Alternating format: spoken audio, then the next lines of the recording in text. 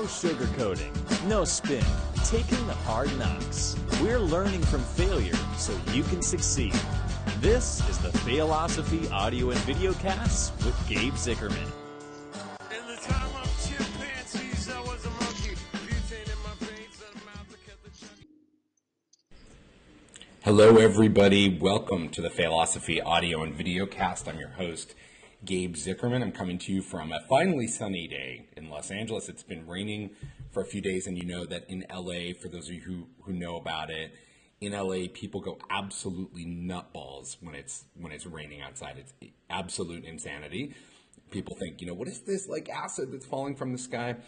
And and so it's a really it's been a really fun time. People love to complain about the rain in LA. And so now we're back. It was the Christmas vacation, which is kind of on the holiday, which is sort of crazy. And you may have noticed, if you've been watching or listening in the past, we have a new intro. Intros are great. I thought it was time to make this progressively more formal and real for everyone. I'm noticing, I'm thinking about a little bit of failure. Of course, we are, we're in the middle right now at this exact moment in time. We're in the middle of a big government shutdown in the United States. It's been going on for close to 4 weeks. I mean, we know that the U.S. is very dysfunctional, so and I don't want to spend a ton of time on it. But one of the interesting things to observe is that in this kind of two-part negotiation, so we've got two sides, let's call them, the president and the House of Representatives, and the Senate is trying to stay out of it for the moment. They're an actor, but we'll just use these two as an example. Both of them have made a miscalculation. We end up in this exact place because the president thought that he could, the threat of the shutdown would cause him to get what he wanted. And the House thought that letting the shutdown run would create enough damage for the president to allow him to, or to force him to back down. And it may yet turn out, and I'm hopeful that the shutdown ends quickly, but what's interesting is the underlying mistake that both of them made now makes it very difficult for them to undo their work. Like imagine what would have to happen right now. One of the two sides would have to say, you know what, you're right, I was wrong. Let's open the government back up under the terms that you have set. And I think for a lot of people, the issue with dealing with a failure, dealing with a problem, with any situation that they've constructed or where they feel like there's blame. I certainly blame myself first for almost everything that happens. First thing that happens, I blame myself. And so then it can be very difficult to back down off of that and to say like, hey, I'm sorry I made a mistake and I want to back up and try something different. And I think this is a very, very difficult skill, and I think it's important, it's especially important when you're thinking about failures that you're dealing with, is number one, try to reframe your failure concept so you're not the only responsible party. It's especially if you're like a high-achieving person. Often I found that the high-achieving people that I work with, they blame themselves, they try to take more responsibility than is theirs. So the correct frame in almost every case is a mixed responsibility situation. There's always someone else or some other circumstance that also influences how you end up here. And I highly recommend trying to reframe so you've got both of those things. And then the second thing is, be able to admit that you've made a mistake, be able to admit that you're wrong. And, it's nice to be able to say I'm sorry if you can. I'm Canadian, of course, so saying sorry comes naturally to me. And, interestingly, also Canadian, my guest today, who I'm going to bring on in 1 second, for those of you who know me or know us, this is my sister. It is really, really, really incredible to have her on here. She is, of course, Canadian like me. And she's a professor. She is the founder and lead person on this tremendous group of moms called the Mom Rant. She'll tell you all about that. She's the mother of 3 children, and she's hilarious. All of these things in one person is a pretty amazing combo. And I'm really, really excited to have her on the show. Hello, Sandra. Hello. Welcome. Welcome to my home, everybody. Yeah, It's yeah. It it's a mess. everyone's I don't know if everyone's grateful or not grateful that there's not like three screaming children running around, three beautiful screaming children. Grateful, grateful, grateful. Yeah. Well, welcome, Sandra. Thank you. And Thank also you. welcoming some of the people who are watching right now, Justin, Bruno, Joe, hello, waving Hey, back to all of you. It's like Romper Room, except the adult version with it's the adult version with sadness and failure right. and remorse. Oh, Okay. right. And hello, Josh, as well. Josh says hello to you, Sandra. Hello. Hello. Okay, so why don't you tell people a little bit about the Mom Rant. Just go backwards a little bit. So the Mom Rant and why you ended up starting it and what it's all about. Okay, so the Mom Rant was born in 2012, and the reason why it was born is I was pregnant with my first, and I needed a safe space and a place, in fact, where I could, vent and rant freely. My husband was driving me crazy. I mean, that stuff still hasn't changed, but I really needed that space. And my girlfriends were like, "Oh, it's going to be okay. Everything's going to be fine." But it wasn't okay because I was going through all of this shit. And I needed that space. So I created this platform called the Mom Rant on Facebook. It grew from, some of my 5 closest friends to 60. And now we are at over 12,000 moms from across Canada and around the world. And I'm so grateful for the group that it is today. It's also because of the amazing work of my moderators who are fabulous. They help keep me in check, keep the group in check, and all that good stuff. But essentially, the group is a safe space for moms and moms to be to rant freely. And to this day and age, in this day and age, I should say, we need places like that because it really, life is very difficult and hard, and especially when you're a mom, you have, the difficulties are even heightened. And when you have places like this where you could say, "Hey, this is what's going on with me. Can anyone else relate?" Or somebody, please help me. Give me a lifeline. That's what the group is all about. And you know what? I've come to learn that I can't sweat everything, but I've made a lot of mistakes along the way. That's what Well, cool. that's what I'll say. We're gonna talk about some of those. Yeah. I think one of the interesting things is like, in my experience, certainly, just winding down my startup Onward, which is the big failure that caused me to really think about philosophy and work on all of these things. One of the things that I realized was it was hard to find a place of people kind of like mind. Of course, I have a lot of entrepreneur friends, and some of them are actually watching today. And without those folks, I'm not sure I would have been able to actually survive it. And I think the higher the stakes thing that you're doing, the more you need the ability to get, kind of support from other people. There's a lot of different, kind of ways that moms try to connect, like you said, with your friends. But what was the idea behind growing that to being like a larger group of people instead of just the 5 or 6 people that you might rely on? Okay, so when I first started, I only wanted a few people. That's all I wanted. I wanted a small group. But then as it was growing, people were talking about it. I was like, okay, hey, we're onto something here. And it's grown into a business. Mm-hmm. So I hold contests, I do giveaways, I have all kinds of events.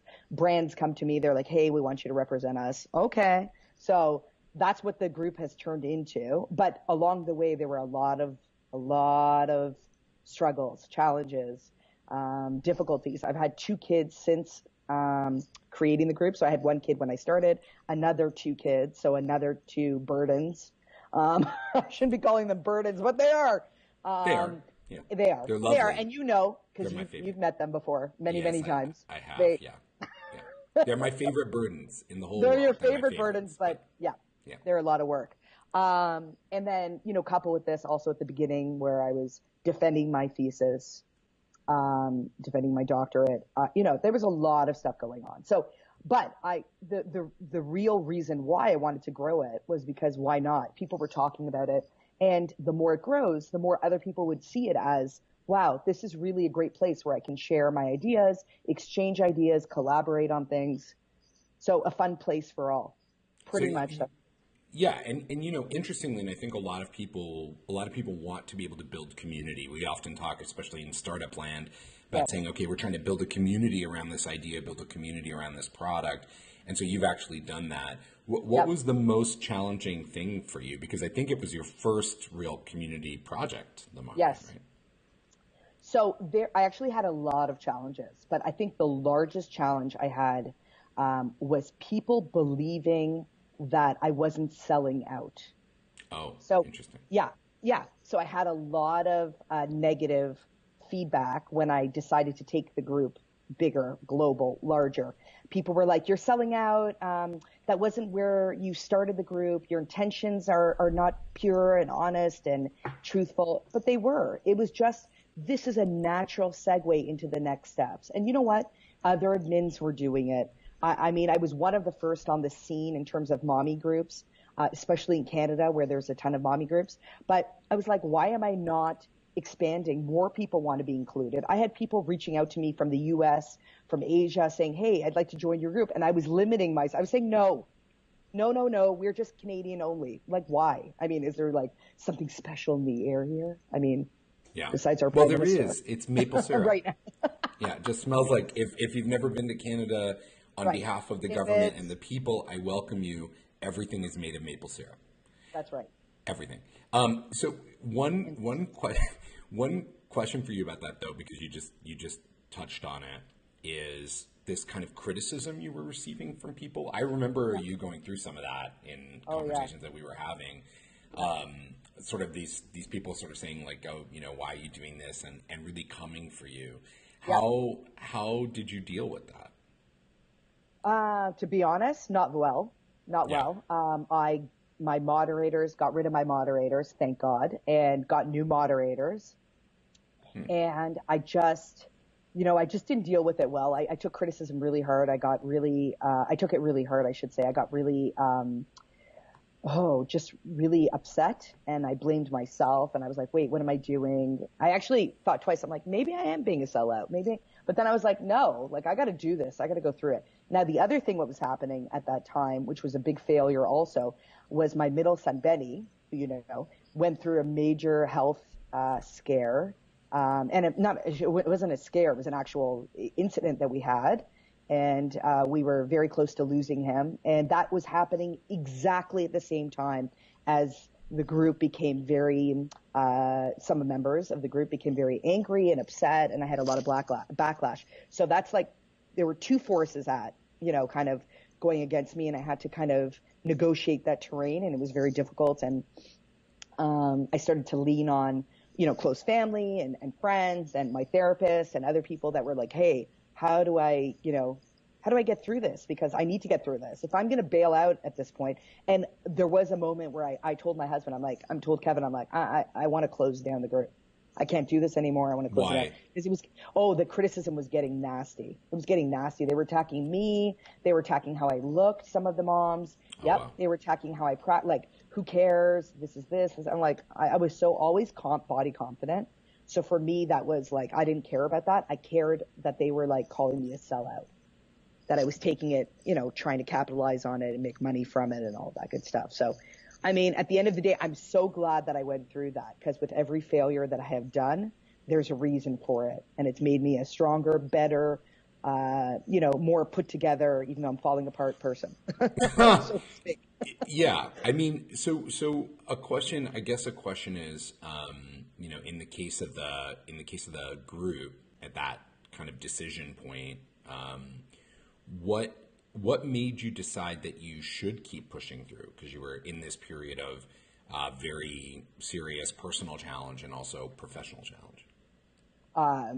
Because of the blood, sweat, and tears I put into growing the group. That's really the reason why. I was like, why would I get rid of something that I built? I put all of my effort and energy into. Yes, people spoke about it to their friends, and that's how the group grew. And I had contests. People added their friends, and so on and so forth. But I was the one that created this idea. I'm the one that created this platform. This is my baby. I mean, I'm not going to get rid of my babies, even though I'd like to sometimes. I'm not going to get rid of that baby. I worked hard at that.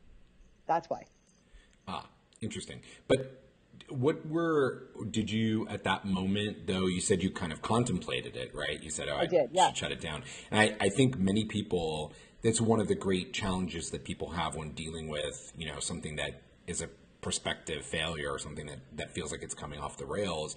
It's like, how do you know when to give in and when not to give in? And so I also kind of want to dial back for you on your PhD work, where there was also a lot of challenges. Let's talk about that.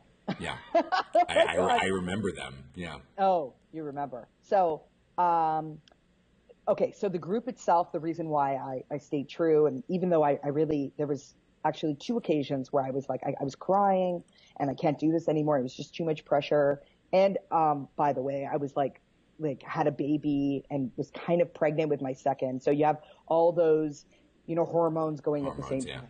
Now, with the doctorate, when I started, I always knew when I was a young kid, I mean, you can attest to this, I always wanted to be a professor. I said to myself, I want to teach, I want to teach, I want to teach, I want to teach. And I knew that I love school, right, obvi. So I went through school, did all my degrees, had a lot of fun doing it, really worked hard, but not so hard. So it was like one of those gifts that we had. Thank you, Mom and Dad, for that. But worked really, really hard. And then started the doctorate, was like, okay, this is good. I'm having fun. Then had a bunch of changes. So my thesis advisor, who was my thesis advisor from the beginning, retired on me. That was the beginning of the end for me in that sense. I didn't have the support that I needed, and I needed support. I'm being honest. I'm very needy. My husband calls me needy. I'm needy. Okay. I need love. I need attention. I need respect. I need someone to massage my back. Anyhow, so she left. We all do, by the way. We all do, know. but some people cannot admit it. I think the difference is like that, because I also need those things. I really love a good massage. I know. And you need a lot more than that. Yeah, true. Okay. But I've come to a point where I've realized that asking people for help is better than suffering in silence and being like, nobody gets me. Yes. Which I think, to be honest, is like kind of the learned behavior. Some people they think they have to bear every burden, and other people are like, share the burden. And I'm a bear the burden person by nature. Sorry. So back to your thesis advisor. No. Well, I was just about to say that I'm very vocal and open about what I was going through, and I've always been. Like, even on my Instagram now, I tell everybody I go to therapy. I tell everybody about what happened with my son Benny, because I'm helping other people. People have told me, you are helping me by talking about it. Right. So back to the doctorate. So she left. I didn't really have that support. I was totally not focused. I had my idea of what I was going to talk about with my thesis. That got twisted upside down because the new team came in. Oh, it was such a mess. So it took, generally getting a doctorate can take, any time there's no set years. They might say 4 years, 6 years, 8 years. So I took 8 years. I went over the years of what many, many times, and this, I said, I'm not doing this anymore. I actually threw in the towel maybe 2 or 3 times, where I spoke to the admissions people and I was like, okay, I'm taking a break. I took 2 actual breaks where I didn't do any work, though I was still paying tuition. That was fun. And then just really got it together, got the help through you, found an amazing editor that helped me refocus, reformulate my thoughts, and then had the support of my husband, my family, my close friends saying, you know what, you got to do this. You've gone this far, girl. That's the other thing, right? Same with the group. That's the theme here. You've gone this far. You can do it. And you know what? Man, that last year was toughest. And then I, pushed through, finished it, did that defense. I was 8.5 months pregnant with Zach. I was sick as a dog doing that defense. I had 6 people in the room plus the dean of the school there, and they were standing up after and started clapping. I got a standing ovation. I was like, how the hell did I just do that? I pulled that one out of my ass, pretty much. But yeah. That's from failing. And that was failing because I actually did quit. I quit. Yeah. A couple of times. At that moment, were your advisors like counseling you to quit? Or were they just trying to create roadblocks to your success? Oh, well, the beginning, there were a ton of roadblocks. A ton. But they weren't trying to make me quit. At one point, one of the advisors was like, you know what, Sandra, you are pregnant. It was one of those. And of course, it was from a male advisor. You know what? You're pregnant. So maybe you should, just take some time, have your baby, come back when you think you're better equipped at handling this Really? stress pressure. Yeah. Oh Yeah, my yeah. God. Yeah. That's so bad. Truth. Hashtag truth. And there you go. And I was like, hey, I'm done. And when I graduated, it wasn't just that defense. When I finished that defense, and I was like, I got this, girl. I got this. And then what was it? 3 weeks later, I had Zach. I was so happy. I was like, this was the biggest accomplishment in my life at that time. And, yeah, it's big. I want to talk about the moms in a second. But so there you are. You're doing something. You're in a project. You need these people to support you and sign off on you. I know professors have their own bullshit, but let's just go with you looked up to them or at least thought that they were kind of experts in the field for sure. Whatever, right? Sure. So how did you kind of navigate? How did you feel when they said like maybe you should quit this? So my personality is like I felt attacked because that's usually how I feel. Yeah. If someone says you're not doing well, Right. you're not good enough, you're not strong enough, smart enough, pretty enough, well put together, I'm like, really? I tend to carry it and then just feel really upset about it, and then I attack. So my response was, I cried. I'm going to be honest. Like, who cries in front of their thesis advisor who's 40 years older than you? And it was embarrassing, but I cried and I blamed it on the hormones. But right? it wasn't the hormones. It wasn't the hormones because I wasn't pregnant then. Yeah.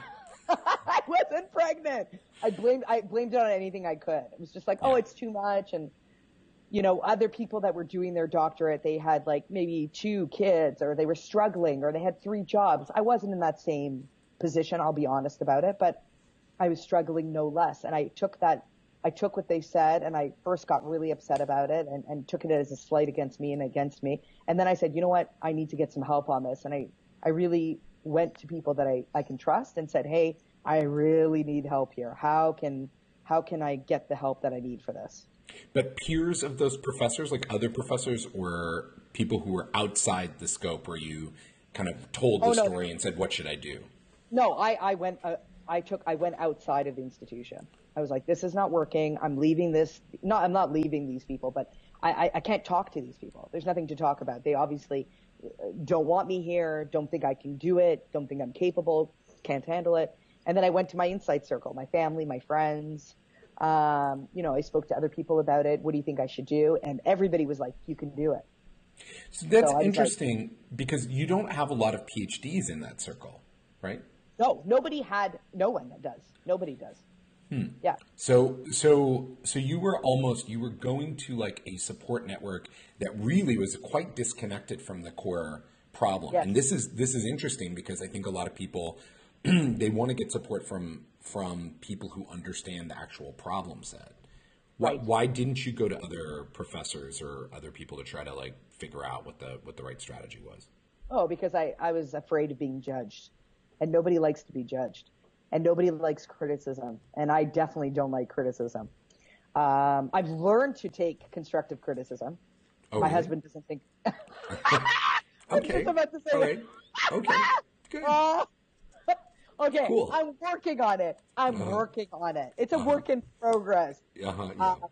Right. It's a work in progress. But when you have somebody who you admire and you look up to telling you, basically a dean of a program who's saying to you, maybe you should take time off. You obviously can't handle it. Yeah. You then don't want to turn to your peers because if this person thinks that you can handle it, how the hell are your peers going to think you can handle it? Yeah. Well, when we were it happens in entrepreneur land, the way that we tend to get that pushback is rather than from, our bosses, because as entrepreneurs of companies, we're, the boss. But rather than our bosses, it usually comes from our investors who are the first people to be like, hey, maybe you should quit. And I remember distinctly one of my investors, a year before we wound down Onward, was like, hey, maybe you should quit. And, he was kind of he's a very, very smart guy. He's really able to play, many points ahead. He's got lots of experience investing in companies. And I remember that the struggle that I had with that was my initial, every fiber of my body said no. Right. And I think it was partially the way that it was delivered and by whom it was delivered. You know what I mean? I think if you, That's for it. example, if you had been the one to say, hey, wait a minute, maybe have you thought about like doing something else? I might have actually been able to hear that differently than someone who's in power and somebody who has control over, over what I'm doing. Yeah, totally. I think it matters who's telling the story, right? The Right. narrator of the story, who's giving you that advice, who's telling you the way, what needs to happen. And honestly, I was an entrepreneur at that point also, because an entrepreneur is anybody who sets their mind to some kind of goal and tries to achieve it, right? Utilizing whatever factors they can, whether sure. it's a There's- business, a PhD, a group on Facebook, whatever it is. Yeah. No question about it. You're very entrepreneurial. And I guess the one other topic I wanted to talk about a little bit is, being a mom and the specific issues around being a mom, failure and taking risks in your life. Okay. So, so I know you don't represent all women. Right. And you don't represent all moms, so I'm not asking you to speak on behalf of everyone, but you have a unique experience. Tens of thousands of people are part of your community. You've talked to a lot of people. You've had 3 children, which is a large number of children at this moment in time. So your own personal experience. So what's different? I know you can't inhabit someone else's body, but okay. So from your perspective, how does it feel to take risks in that context? What's unique about being a mom when it comes to being an entrepreneur or taking important personal challenges on in your life? So I think that what's unique about being an entrepreneur, whether you're a mom or a mom to be, is the fact of how to balance it all. And I think that is the old adage, the question that everybody, says, but it's really hard to live up to. The fact is, it is very, very, very difficult. And I have to be honest, I literally fail every single day. You know this, you can attest to this. My house is a mess. I don't cook. I don't clean. But my kids are relatively happy. Mm-hmm. Why is that happening? So the fact of the matter is I'm putting my energy into other things, like building up my group, getting great brands, collaborating with great other influencers, doing things that I'm passionate about. Because otherwise, if I spend all my time doing that, like other moms do, right, it takes away from their opportunities and abilities to be able to get to the next level. And let me tell you something, momming is hard work. Very, very hard. For sure. It's the hardest job. One of the things that non-child people often observe, and you've seen the think pieces, you've seen the articles about it and the papers about it, is this idea that parents now have become very risk averse for their children. So like when we were kids, the playgrounds didn't have the soft surface. They were concrete playgrounds, right? And they let us go and like run around the neighborhood and play. Toronto is a very safe city then. It's a quite safe city now. But now parents have become progressively sort of more risk averse with their children. How do you take risks? How do you take risks with your children and come to terms with the potential failure of parenting itself? Well, I think we're more risk adverse than we'd like to admit. And I don't think we take a lot of risks in terms of parenting. We let them be, but then we got to wheel them right back in. It depends on their personalities. But I don't think that any mom can say that they're winning at this game of mommyhood, really, or a dad even. There's no winning here. Kids these days, it's totally different than when we were growing up. Okay, so technology now, look what's happening. Okay, there's a kid in Zach's class. So my son Zach is going to be 7 in this year. There's a kid in his class who has a cell phone already. I mean, what the fuck? Excuse my language, but really, you don't have to excuse it. Yeah. I mean, that's a little cray-cray. We use technology in this house. You know that. You've talked to us about that. We're not risk adverse to using technology, but we use it. But what has the world come to? Where now this is the new, this is the new be all and end all. And now we have to kind of navigate that terrain. And that's a difficult terrain also to talk about because there's a lot of failures, so to speak, that can happen with that. Like, is your kid doing well in school? Great. If they're not doing well in school, how do you take away that technology? There's so many things that parents have to deal with and moms have to deal with. And I think that at the end of the day, It's about doing you. What makes you happy? I know that in my groups, a lot of times, everybody's arguing breastfeeding, breastfeeding, breastfeeding. Yeah. No, fed is best. It doesn't matter if your kid is bottle fed, breastfed, beer fed, marijuana fed. No, maybe hopefully not. But anyway, as long as your kid is eating and surviving and living and you're happy, because if you're unhappy, doesn't matter what's going into your kids' mouths, your kid's going to be pissed. Right, right. You know what I'm saying? I went off on a tangent, but I'm just like, No.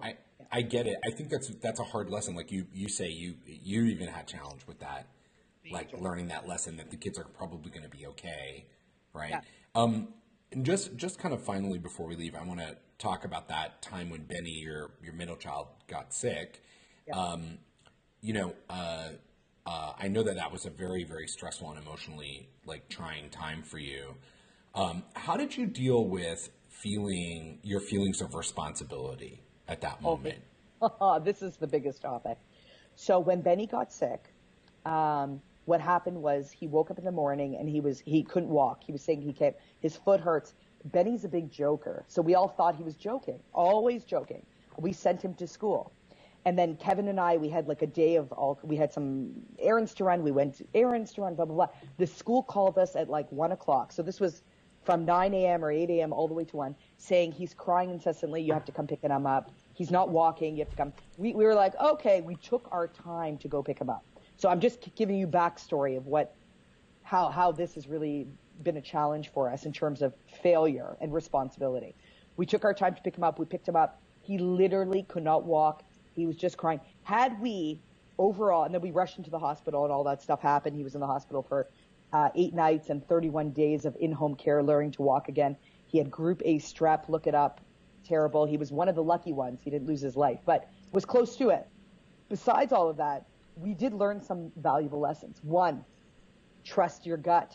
Trust your kids. If your kids tell you they're in pain, they're hurting, listen to them. Doesn't matter if he's a joker. We never take it for granted now. Where's the responsibility lie? The doctors did say it really wouldn't have mattered had we come in right away or waited these 5-6 hours. It still would have been there. Nothing really would have changed. It doesn't matter. We still feel really responsible for what happened. We do. We didn't believe our child. That's honestly, I'm honest about this. Right. I didn't believe him. Kevin didn't believe him. It wasn't good. And then when we saw him like almost flatline on the bed, we were like, this is not good.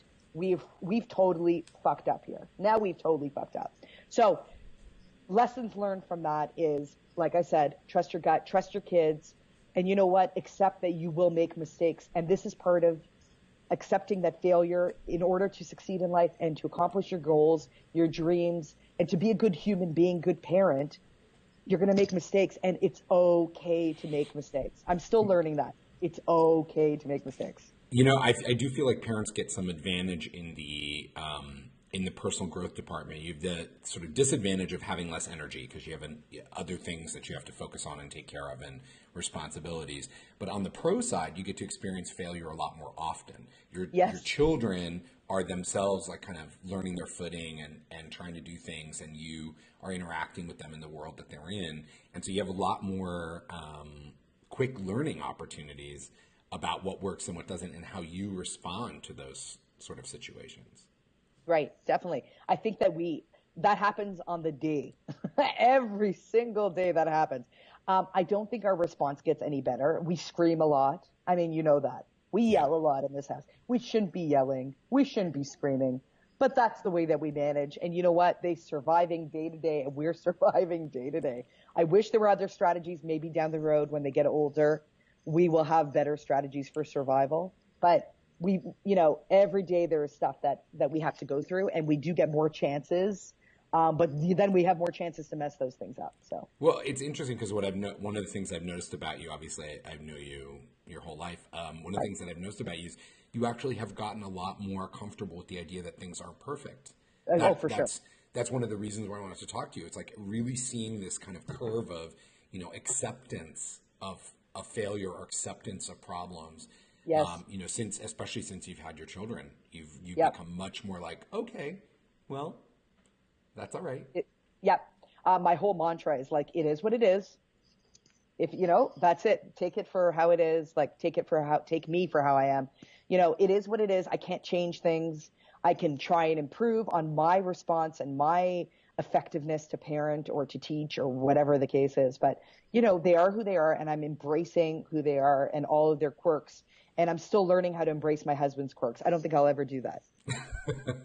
One parting comment, and thank you everybody for joining us, Philippe, Yes. Al, Charlie, Joe, Bruno. Really appreciate having you here. Adam Werbach, who's an amazing guy, and hopefully he'll come on the show at some point. He left a comment, or he made the comment, "Oh my God, Gabe, your sister is brilliant." And Oh, wow. It is true. My sister is brilliant. No, you're brilliant. Thank you. Oh, wait, can I say one thing? Can I say one Yeah, thing? of course. Just Yeah, for yeah. everybody. Yeah. I have always looked up to my brother right there. He is the smartest, the prettiest. You are the prettiest also. You're the The prettier smartest. You're so fun. And you know what? That I am the way I am, honestly, because of you, buddy. Because of you. Oh, that's very sweet of you to say. So send me that check in the mail, okay? Love you. Well, you've certainly checked CHEQUE for those Right, of you that's right. playing Thank along you. at home in Canada. You've obviously been a very big influence on my life as well, a Aw, constant you're so source sweet. of inspiration. Why don't you tell people how to follow you and about the Mom Rant before we go? Okay, cool. So you can look us up on Facebook. It's called The Mom Rant. It'll say, a group for moms, blah, blah, blah. We're 12,000 strong. Join us. Press the click. Got to press the join button. We're also on Facebook fan page. But you have to be a mom or a mom to be. No dads allowed. I'm so sorry, but no dads allowed. Also, you can follow me. Everyone can follow me on Instagram. It's at The Mom Rant also. And you'll see like my hilarious antics and my craziness and me being me and talking about failure and all that good stuff because I do it on the day. Yeah, that's right. And you are a lot of fun on Instagram, actually. So I Right. do encourage everybody to follow you.